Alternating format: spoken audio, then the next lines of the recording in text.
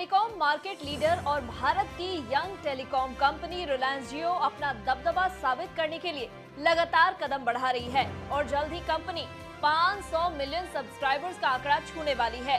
ऐसा हम नहीं, global asset management company Sanford C Bernstein का कहना है। क्या कहती है ब्रोकरेज रिपोर्ट और दावों के पीछे का आंकड़ा, जानेंगे इस वीडियो में। भारत और एशिया के सबसे बड़े रईस मुकेश अंबानी का कारोबार हर सेक्टर में अपनी धाक जमा रहा है।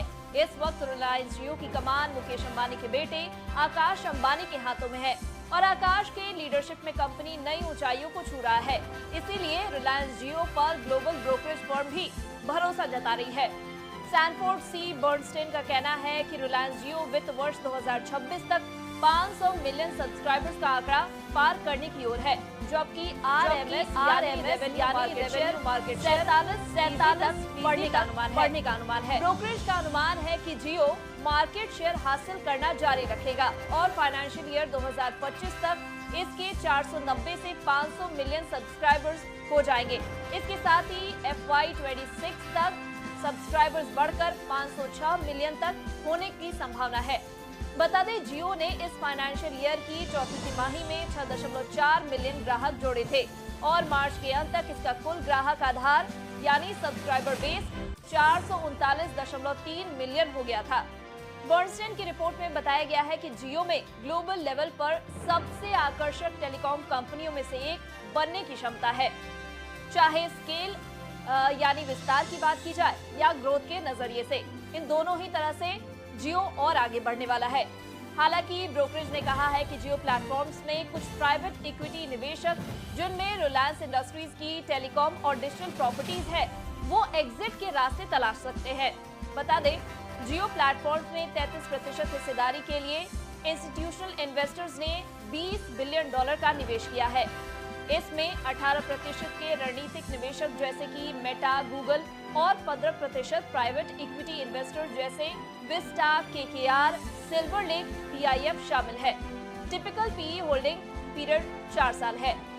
ब्रोकरेज को उम्मीद है कि कुछ इन्वेस्टर्स एग्जिट ले सकते हैं। हालांकि इसको लेकर जून-जुलाई में होने वाले RIL AGM में ज्यादा डिटेल्स मिल पाएगी। बर्नस्टीन ने कहा कि डिजिटल सेवाओं के लिए ग्रॉस वैल्यू $112 बिलियन आकी गई है। बता दें, वैल्यूएशन टेलीकॉम कंपनियों के डिस्काउंटेड कैश फ्लो पर आधारित है।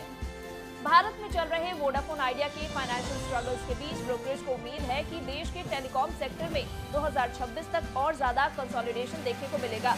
अनुमान है कि देश की 2 टॉप टेलीकॉम कंपनी जियो और एयरटेल के पास मार्केट का सबसे बड़ा शेयर होगा। जियो के खेमे में 48%, तो वहीं एयरटेल की झोली में 35% सब्सक्राइबर मार्केट शेयर आएगा।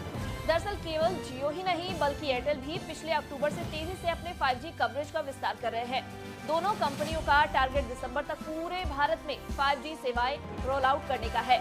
बर्नस्टीन के अनुसार भारत में बड़ी युवा आबादी, स्मार्टफोन और इंटरनेट की बढ़ती पैठ सहित दूसरी वजहों के कारण डिजिटल और डेटा कंजम्पशन काफी बढ़ रही है। इसके बावजूद देश में मोबाइल सर्विसेज का प्रसार कम है और यहाँ ग्रोथ की बहुत अधिक संभावना है। भारत में लगभग 620 मिलियन स्मार्टफोन यूजर्स हैं, जिनमें से 80% टियर 2 प्लस रीजन से है।